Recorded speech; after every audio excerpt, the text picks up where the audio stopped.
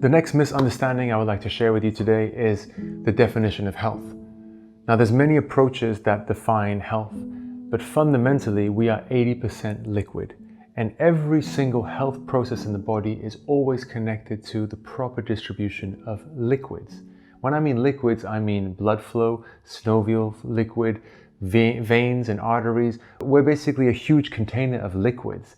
And the more that these liquids can move around at the right time and at the right speed, the healthier we are.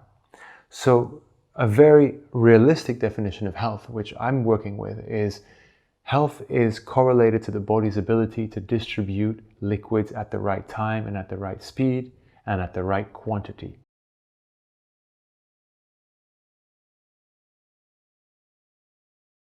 That means that if you have a health imbalance somewhere in your body, you need to think of how can you change the structure in your body, how can you change your nervous system to allow the proper blood flow to get to that part where you're experiencing pain and allow the blood flow to move away from it.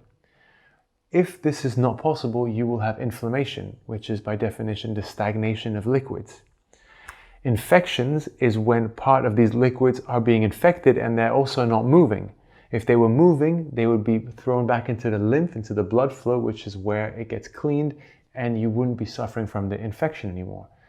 So this is a very empowering thought to keep in mind and to apply when you're dealing with chronic pain. So when patients come see me and they tell me they have ripped meniscus, or they have a bulging disc, or they have nerve pains, or they have even digestive issues, the solution is actually always going to be the same from a biochemical point of view. The solution is we need to free up the body so that the liquids can move accordingly, appropriately, at the right time and at the right quantity and the right speed. Now, in the Western world, we speak about blood flow and how this movement of liquid is contributing to health.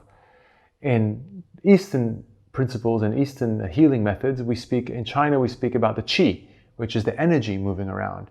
And in India, we speak about the prana, which is also the energy.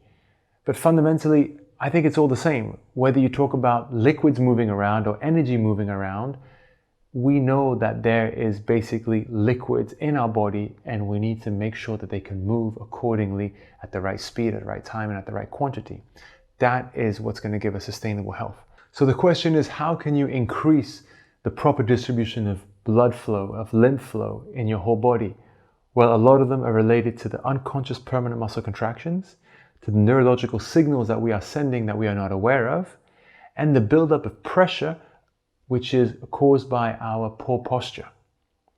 And these three things can be very simply addressed, and you can create sustainable change. And this is exactly what my method is offering. Simple ways to change the neurological signals which are affecting the biggest compartments in our bodies that are distributing liquids at the right time and at the right speed and at the right quantity.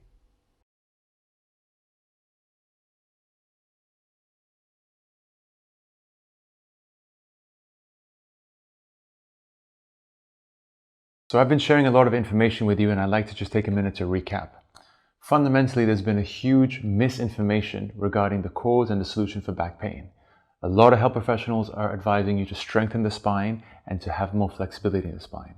But we've now seen that these two factors are not going to be the solutions that's going to guarantee you to be free of pain and to optimize the health of your digestive tract.